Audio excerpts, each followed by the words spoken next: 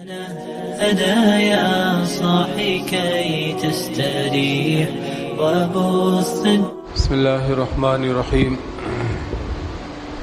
الحمدللہ. آج 21ویں پارے کی مکمل تلاوت ہوئی. 21ویں پارے کو اللہ رب العزت نے پہلی آیت میں دو بہت زبردست باتیں ارشاد فرمائی. اللہ نے فرمایا اتل ما اوحی الیک من الکتاب واقیم الصلاۃ. جو قرآن آپ کے اوپر نازل کیا گیا وہ لوگوں کو پڑھ کے سنائے اور نماز کو قائم کرے.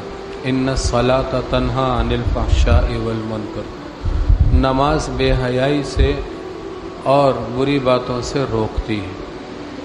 یہ اتنا آسان نسخہ ہے گناہوں کو چھوڑنے کا. شیخ الحدیث صاحب رحمۃ اللہ علیہ لکھتے ہیں کہ ہر گناہ کو چھوڑنا مشکل ہے، ہر غلطی سے توبہ کرنا مشکل ہے. ایک نماز کو درست کر لینا آسان ہے. نماز کو ہم درست کر لیں گے تو نماز جو ہے وہ ہم سے گناہوں کو خود ہی چھڑوا دے گی.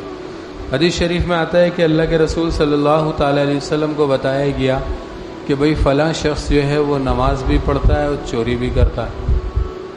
کسی کے بارے میں بتایا گیا کہ فلاں شخص نماز بھی پڑھتا ہے اور جھوٹ بھی بولتا ہے. تو اللہ کے رسول صلی اللہ علیہ وسلم نے ارشاد فرمایا اس کا مفہوم ہے کہ عنقریب اس کی نماز اسے اس برائی سے روک دے گی. تو نماز کو درست کر لیں، انشاءاللہ ہم سے برائیاں خود بخود ختم ہوتی چلی جائیں. ہم نماز بھی پڑھ رہے ہیں اور برائیاں بھی ختم نہیں ہو رہی. اس کا مطلب یہ ہے کہ دوا اوریجنل نہیں ہے، لوکل دوا، اس لیے بیماری پہ اثر نہیں کر رہی. 2 نمبر دوا بکتی ہے نا، بندہ دوا کھائے جا رہا اثر ہی نہیں ہو رہا.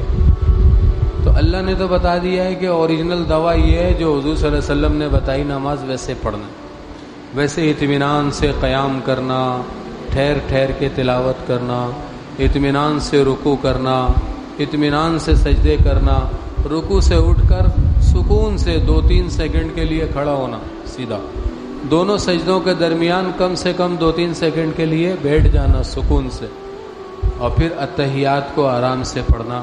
یہ ساری چیزیں ہم کریں گے تو نماز ہماری نماز ہوگی اور پھر ہمیں بے حیائی سے اور ناشائستہ حرکتوں سے روکے گی. اس کے فوراً بعد اللہ پاک نے فرمایا وَلَذِكْرُ اللَّهِ اکبر. اللہ کا ذکر سب سے بڑا عمل ہے. اللہ کا ذکر اعمال میں سب سے بڑا عمل ہے. اپنے لیے اللہ نے اکبر کا لفظ استعمال کیا کہ اللہ سب سے بڑا ہے، لیکن اور اپنے ذکر کے لیے لفظ استعمال کیا کہ اللہ کا ذکر، اللہ کو یاد کرنا، یہ سب سے بڑا عمل ہے.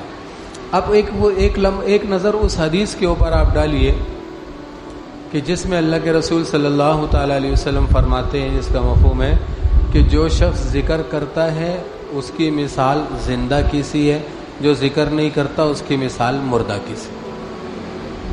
مطلب اس کے 2 لکھے ہیں شیخ الحدیث رحمۃ اللہ علیہ نے. ایک تو یہ کہ یہ دل کی حالت کا بیان ہے کہ جو ذکر کرتا ہے اس کا دل زندہ ہے، اور زندہ کو جب جگایا جاتا ہے تو وہ جاگ جاتا ہے.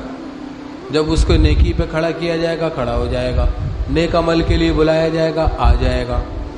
اور جو مردہ ہوتا ہے اس کو جتنا جگایا جائے وہ نہیں جاگتا. تو جو دل ذکر کرنے والا ہے وہ دل زندہ ہے، جو ذکر نہیں کرنے والا وہ مردہ ہے. دوسرا مطلب اس کا جو ہے وہ یہ ہے کہ یہ لوگوں کی حالت کا بیان ہے کہ یعنی اللہ کے نزدیک وہ شخص جو اللہ کا ذکر کر رہا ہے وہ اللہ کے نزدیک زندوں میں شمار ہوتا ہے. اس کو کوئی تنگ کرے گا تو اللہ کی طرف سے اس تنگ کرنے والے کو روکا جائے گا. کوئی اسے ستائے گا تو اس کے ستانے والے سے اللہ کی طرف سے انتقام لیا جائے گا. کوئی اس کے ساتھ برا کرے گا تو اللہ پاک اس سے مصیبت کو دور کریں گے. وہ پریشان ہوگا، اللہ پریشانی کو دور کریں گے، کیونکہ وہ اللہ کے نزدیک زندوں کی فہرست میں. اب ہم دیکھیں کہ ہم دنیا میں برتر رہنے کے لیے، سب سے اوپر رہنے کے لیے، اپنے سارے کاموں کو بنانے کے لیے کتنے جتن کرتے ہیں. کوئی MP سے تعلق بناتا ہے، کوئی کسی سے بناتا ہے، کوئی کسی سے بناتا ہے. اگر صرف اللہ سے تعلق مضبوط کر لے اور اللہ کا ذکر کثرت سے کیا کرے، صرف 3 تسبیحات میں بس، 3 تسبیحات صبح، 3 تسبیحات شام، کوئی ہزاروں کی تعداد میں نہیں ہے. 100 مرتبہ تیسرا کلمہ، 100 مرتبہ درود شریف، 100 مرتبہ استغفار، یہ صبح پڑھ لیں اور یہ 100 مرتبہ شام میں یا رات میں پڑھ لیں. ایک وقت موقع نہیں ملتا تو دونوں وقت کا ایک ہی وقت میں پڑھ لیں. الگ الگ موقع نہیں مل رہا ہے تو دونوں وقت کا ایک ہی وقت میں پڑھ لیں. اگر موقع مل ہی نہیں رہا تو چلتے پھرتے پڑھ لیں.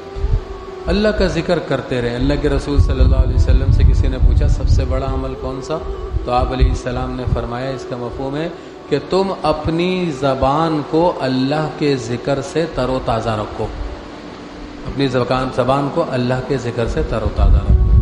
تو کریں گے نا انشاءاللہ 3 تسبیحات. اس کے آگے جو ہے اسی سورت کے آخری آیت میں، سورہ عنکبوت کی آخری آیت میں اللہ رب العزت نے فرمایا والذین جاہدوا فینا لنہدینہم سبلنا.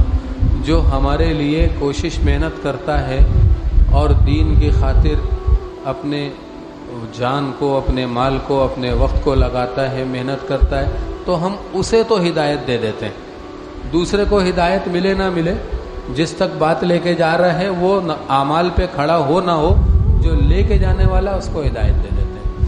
اب اس آیت میں جو ہے جہاد کا لفظ استعمال کیا گیا ہے، جاہدو، اور جہاد یہاں پر قتال کے معنی میں ہو ہی نہیں سکتا، کیونکہ یہ سورت قرآن اٹھا کے دیکھ لیجئے کہ یہ سورت مکی سورت ہے اور جہاد کا حکم مدینے میں نازل ہوا تھا.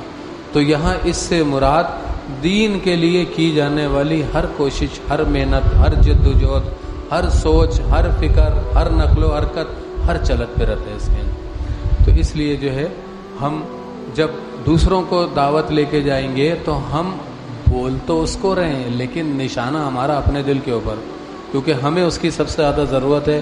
اور جو دعوت دینے والا ہے سب سے پہلے اس کو عمل کی توفیق ہو جاتی. جو اذان دینے والا ہے ہو سکتا ہے کہ امام صاحب بھی نہ آئے نماز پڑھانے کے لیے، ان کو بھی نہ ملے، لیکن جو اذان دینے والا ہے اس کو تو مل جاتی ہے نماز. جو اذان دینے والا اس کو تو نماز مل جاتی ہے. پھر آگے سورہ روم ہے.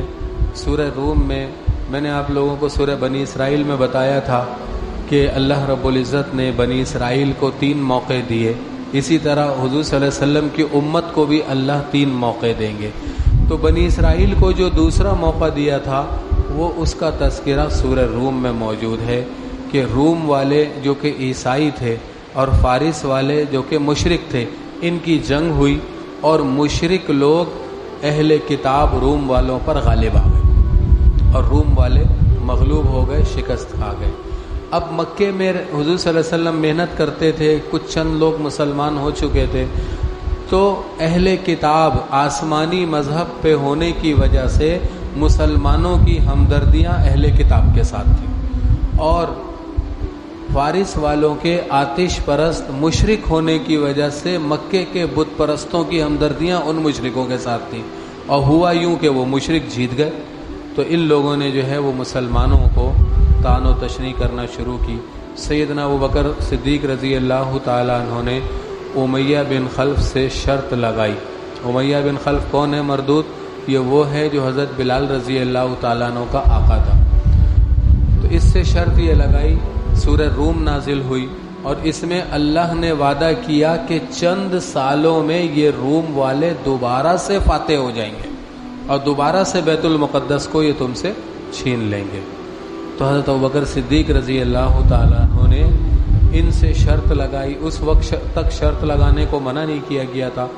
شرط یہ لگائی کہ اگر 3 سالوں میں روم والے فارس والوں کو دوبارہ سے ہرا دیا انہوں نے تو حضرت ابوبکر جیت جائیں گے اور امیہ بن خلف ہار جائے گا، اور امیہ بن خلف 100 اونٹ حضرت ابوبکر کو دے گا. اور حضور اکرم صلی اللہ علیہ وسلم کو جب یہ پتہ چلا تو حضور صلی اللہ علیہ وسلم نے اس عمل کو حضور صلی اللہ علیہ وسلم نے پسند فرمایا اور یوں فرمایا کہ ابوبکر، مفہوم یہ کہ ابوبکر وقت بھی بڑھا دو، شرط بھی بڑھا دو، وقت بھی بڑھا دو اور مال بھی اس کے اوپر بڑھا دو. تو پھر حضرت ابوبکر رضی اللہ تعالیٰ عنہ گئے اور 3 کی جگہ 9 سال پہ شرط لگائی کہ 9 سال میں یہ غالب آئیں گے، اور 100 اونٹ کی جگہ 300 اونٹوں کی شرط لگائی.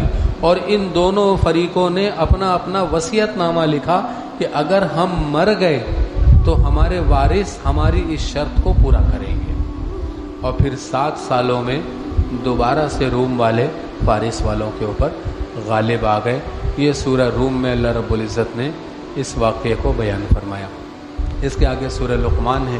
سورہ لقمان میں اللہ رب العزت نے شروع میں اپنی قدرت کی نشانیاں بیان فرمائیں اور پھر فرمایا کہ لوگوں میں سے کچھ لوگ ایسے ہیں جو کہ بیکار کے کھیل کو خریدتے ہیں. بیکار کے کھیل کو خریدتے ہیں اور اس کے ذریعے یہ پھر راہ حق سے گمراہ ہو جاتے ہیں. ہمارے زمانے میں ہم دیکھیں کہ ڈیجیٹل دور میں لوگ آن لائن گیمنگ کی طرف کتنی تیزی سے متوجہ ہو رہے ہیں اور اس گیمنگ میں پڑھ کے نہ ان کی نمازوں کا کچھ پتہ ہے، نہ ان کے روزوں کا کچھ پتہ ہے، نہ قرآن کی تلاوت کا کچھ پتہ ہے اور دنیا کا بھی کوئی فائدہ نہیں ہے. اس میں دنیا کا بھی اس کے اندر کوئی فائدہ نہیں. ہاں اگر آپس میں وہ شرطیں لگائیں، بیٹنگ لگائیں تو بیٹنگ تو ویسے ہی حرام ہے. تو شرطیں لگائیں تو شرط کے ذریعے وہ مال کماتے ہیں. تو مال تو اور بھی بہت سارے الٹے سیدھے لوگ کما رہے ہیں. سب کا کمایا ہوا تو حلال نہیں ہوتا. تو اس لیے جو ہے یہ آن لائن گیمنگ سے احتراز کرنا چاہیے. اللہ پاک نے فرمایا کہ اس کا انجام یہ ہوتا ہے کہ انسان سیدھے راستے سے بھٹک جاتا ہے اور پھر اس کے لیے رسوا کر دینے والا عذاب ہوتا ہے. یہ نہیں فرمایا کہ اس کو آخرت میں عذاب ہوگا، وہ فرمایا کہ دنیا میں اس کو رسوائی ملے گی اس کی وجہ سے. اور ہم دیکھیں کہ اس وقت جو لوگوں کا حال ہے وہ ہماری آنکھوں کے سامنے ہے، تذکرہ کرنے کی ضرورت نہیں ہے. پھر اسی صورت میں حضرت لقمان نے اپنے بیٹے کو جو نصیحتیں کی ہیں ان نصیحتوں کا تذکرہ ہے. حضرت لقمان کے اوپر روایات میں آتا ہے کہ حضرت لقمان کے اوپر اللہ رب العزت نے نبوت اور حکمت کو پیش کیا تھا. تو حضرت لقمان نے فرشتے سے فرمایا کہ بھائی اگر اللہ کا حکم ہے کہ میں نبوت لے لوں تو میں لے لوں گا، اگر میرا اختیار ہے تو میں اتنی بڑی ذمہ داری کے اپنے آپ کو قابل نہیں سمجھتا.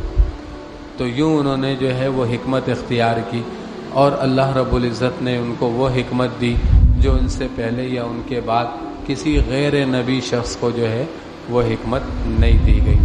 حضرت لقمان کے کچھ نصیحتیں اس صورت کے اندر ہیں اور پھر حدیث کی کتابوں میں 50 سے زیادہ نصیحتیں ان کی حدیث کی کتابوں میں ہیں. شیخ نے فضائل صدقات میں بہت ساری نصیحتیں جو ہیں وہ ذکر فرمائی ہیں. فضائل صدقات کا مطالعہ کرنا چاہیے. ہم لوگ تو بس پڑھ لیتے ہیں، سن لیتے ہیں. اتنی عبرت کی کتاب ہے کہ آپ اس کو روزانہ 5 منٹ دیجئے، زیادہ نہیں، 5 منٹ دیجئے. 1 مہینے میں آپ کے دل کی دنیا نہ بدل جائے تو آپ بولیے گا. ایسی زبردست کتاب ہے فضائل صدقات. تو اس کو پڑھنا چاہیے، مطالعہ کرنا چاہیے. اس کے بعد جو ہے وہ سورہ سجدہ ہے، پھر سورہ احزاب ہے. سورہ احزاب میں مسلمانوں کے اوپر بڑا پریشانی اور سختی اور تنگی کا عالم تھا. مسلمانوں کے اوپر فقر و فاقہ تھا، تنگ دستی تھی اور غربت تھی اور مسلمان بڑے پریشان تھے. ہتھیار پورے نہیں تھے، لباس پورے نہیں تھے، سخت سردی کا زمانہ تھا. ہزاروں کا لشکر مسلمانوں پہ چڑھ آیا تھا. تو ایسے میں اللہ رب العزت کی طرف متوجہ ہوئے اور اللہ نے اس جنگ کو بغیر لڑے فتح میں تبدیل کر دیا. سورہ احزاب کے انشاءاللہ مزید احوال کل بھی سورہ احزاب کا کچھ حصہ پڑھا جائے گا تو اس میں جو ہے وہ سورہ احزاب کے مزید احوال آ جائیں گے. ایک بات ہمیشہ سمجھ لیجئے کہ جب آپ کو یوں لگے کہ آپ کے اوپر حالات شدید خراب ہو چکے ہیں، چاروں طرف سے آپ گھر چکے ہیں، چاروں طرف سے پریشانیوں میں گر چکے ہیں، قرضے ہو گئے، بے روزگاری ہے یا روزگار ہے کافی نہیں ہو رہا، یا اسی طرح جو ہے وہ گھر میں اخراجات پورے نہیں ہو رہے اور لوگوں سے ناراضگیاں ہو گئیں، لوگوں میں عزت اچھل رہی ہے، ہر طرف سے حالات خراب ہو گئے.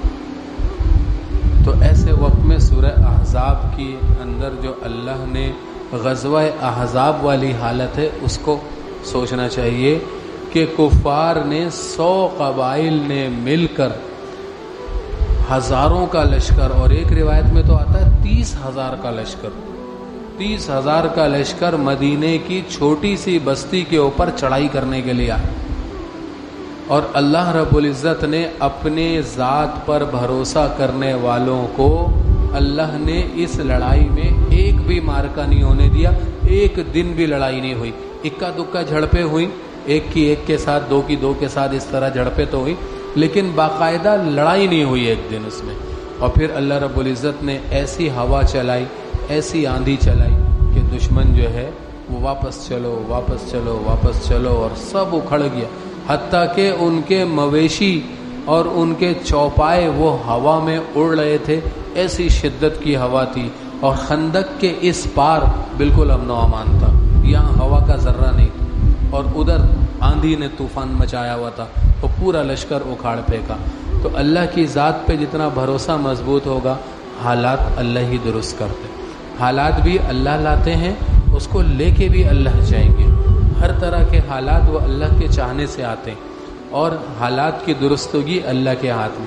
تو جہاں سے حالات بگڑے وہیں سے صحیح ہوں گے، اور اسی سے لو لگائیں، اسی سے مانگیں، اسی کے سامنے گڑ گڑائیں، وہی حالات کو بدلے گا. اس کے علاوہ کوئی نہیں بدل سکتا. ہمارا رزق زمین میں ہے ہی نہیں. اللہ نے فرمایا وَفِي السَّمَاءِ رِزْقُكُمْ، تمہارا رزق تو آسمانوں میں، آسمانوں سے تمہارا رزق روز آ رہا ہے، روز کا روز آ رہا ہے. تو اللہ کی طرف لو لگائیں، اللہ رب العزت حالات کو بدلے گا. اللہ پاک ہم سب کے لیے عافیت، سکون، فضل و کرم والا معاملہ فرمائے. اللہم لک الحمد کما انت اہلہ، وصلی علی سیدنا مولانا محمد کما انت اہلہ، وفعل بنا ما انت اہلہ، انک اہل التقوی و اہل المغفرہ. یا اللہ ہمارا بیٹھنا قبول فرما، کہنا سننا قبول فرما، کمی کوتاہی غلطیوں کو معاف فرما.